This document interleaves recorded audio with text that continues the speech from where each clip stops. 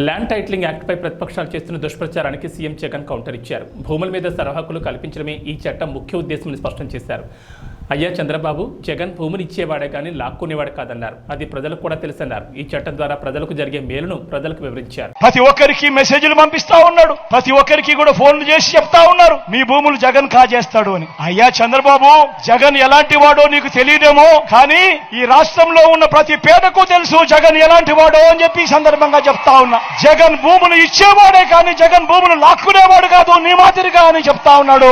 అసలు land titling act అనంటే మీ భూముల మీద మీకు సర్వ హక్కులు కల్పించడమే ల్యాండ్ టైటిలింగ్ యాక్ట్ కు సంబంధించిన ముఖ్య ఉద్దేశం. మీ భూములు 100 సంవత్సరాల కిందట సర్వే జరిగింది. బ్రిటిషర్లు ఉన్నప్పుడు సర్వే జరిగింది. దాని తర్వాత ఏ ఒక్కడు కూడా సర్వే చేసిన పరిస్థితులు లేవు. ఎక్కడా కూడా 15,000 గ్రామ సచివాలయాలలో 15,000 సర్వేలను పెట్టించి ఏ ఒక్కరు కూడా ఎప్పుడు సర్వే చేసిన పరిస్థితులే లేవు. ఆ పరిస్థితులు లేక భూములన్నీ కూడా సబ్ డివిజన్ జరక్క, భూముల కొలతలన్నీ కూడా సరిగ్గా లేక అమ్ముకునేదానికి కొనేదానికి ఇబ్బందులు పడతా ఉన్న పరిస్థితులలో ప్రజలందరూ కూడా కోట్ల చుట్టూ తిరుగుతూ, రెవెన్యూ అధికారుల చుట్టూ తిరుగుతూ వాళ్లకు డబ్బులు ఇచ్చుకుంటూ ఇబ్బందులు పడతా ఉన్నారు అని చెప్పి ఈ పరిస్థితిని మార్చాలి అని ప్రతి ఒక్కరి భూమి మీద కూడా వాళ్లకు సంపూర్ణ హక్కులు ఇవ్వాలి అని మొట్టమొదటిసారిగా 100 సంవత్సరాల కిందట జరిగిన సర్వేను మళ్లీ రీసర్వే ప్రతి గ్రామంలోనూ చేయించి వాళ్ళ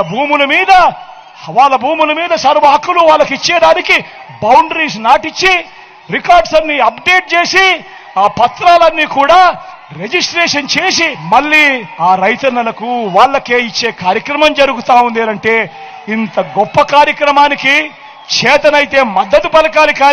కానీ దాని మీద కూడా లేనిపోని దుష్ప్రచారాలు ఇవాళ జరుగుతా ఉన్నాయి. ప్రతి ఒక్కరిని కూడా ఆలోచన చేయమని కోరుతా ఉన్నా.